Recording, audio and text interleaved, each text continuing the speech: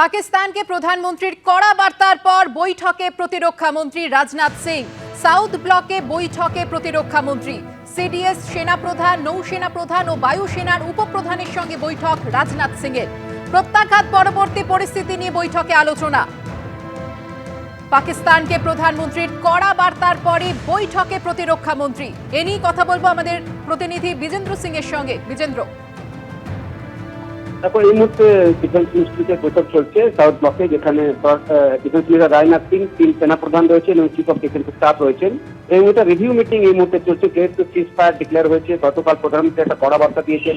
তারপরেরকার পরিস্থিতি এখন বর্ডারে কি রয়েছে, লাইন অফ কন্ট্রোলে কি রয়েছে, এবং গতকাল থেকে দেখা যাচ্ছে বা পরশু থেকে দেখা যাচ্ছে কি কোনো আনপ্রভোক ফায়ারিং পাকিস্তানের তরফে করা হচ্ছে না। তবে কিছু ড্রোনস গতকাল সাইট করা হয়েছিল সন্ধ্যাবেলা বর্ডার এরিয়াগুলোতে। সেটা খুবই একটা উদ্বেগজনক ছিল না, তবে সেটাকেও নজরে রেখেছে ভারত, এবং সেই পরিস্থিতিতে এখন রিভিউ মিটিং চলছে ডিফেন্স মিনিস্ট্রিতে। অন্যদিকে যে 5 জন জঙ্গি যারা পহেলগাম কাণ্ডটা করেছিল, জঙ্গি হামলা করেছিল, তাদের তল্লাশির জন্য যে অভিযান চলছে জম্মু কাশ্মীরে, সেটা নিয়েও এই রিভিউ মিটিং এ মনে করা হচ্ছে আলোচনা হবে। এবং পরিস্থিতির ওপর যে তারা রিভিউ করছেন রেগুলার বেসিসে, সেটার জন্য মিটিং ডাকা হয়েছে ডিফেন্স মিনিস্ট্রিতে। এই মুহূর্তে ডিফেন্স মিনিস্টার মিটিং নিচ্ছেন 3 সেনাপ্রধান এবং সিডিএস চিফের সঙ্গে, যেটা ডিফেন্স মিনিস্ট্রিতে এই মুহূর্তে বৈঠক চলছে। ধন্যবাদ বিজেন্দ্র। এই মুহূর্তে যে খবর এসে পৌঁছচ্ছে আমাদের কাছে, উপত্যকায় ফের গুলির শব্দ, সোপিয়ানে আতঙ্ক। সোপিয়ানে জঙ্গলে তল্লাশি চলাকালীন গুলির শব্দ শোনা যায়। বিস্তারিত জানবো, কথা বলবো আমাদের প্রতিনিধি বিজেন্দ্র সিং এর সঙ্গে। বিজেন্দ্র, কি জানতে পারছো?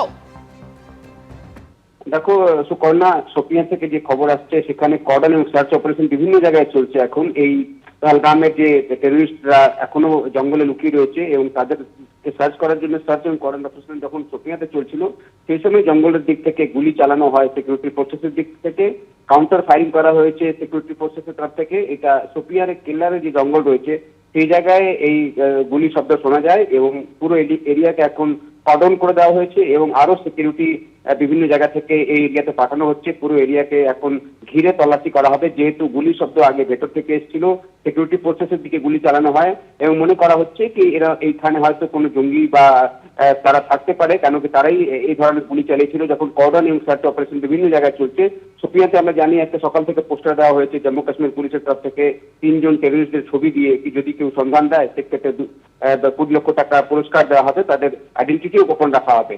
মনে করা হচ্ছে কি এই আশেপাশে জঙ্গলেই এই যে পহেলগাম কাণ্ডের যারা জড়িত টেররিস্টরা ছিল, তারা লুকিয়ে রয়েছে এবং তাদেরই তল্লাশিতে যখন কর্ডন এবং সার্চ অপারেশন চলছিল, তখন জঙ্গলের ভেতর থেকে কেল্লারের কাছে গুলির শব্দ শোনা যায়, যার ফলে এখন কর্ডন ক্যারি করে দেওয়া হয়েছে পুরো এরিয়াকে এবং আরো সিকিউরিটি ফোর্সেস সেখানে পাঠানো হয়েছে।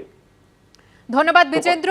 অর্থাৎ জঙ্গিদের খোঁজে এখনো লাগাতার তল্লাশি অভিযান চলছে। প্রত্যেক মুহূর্তের আপডেটের দিকে আমাদের নজর রয়েছে।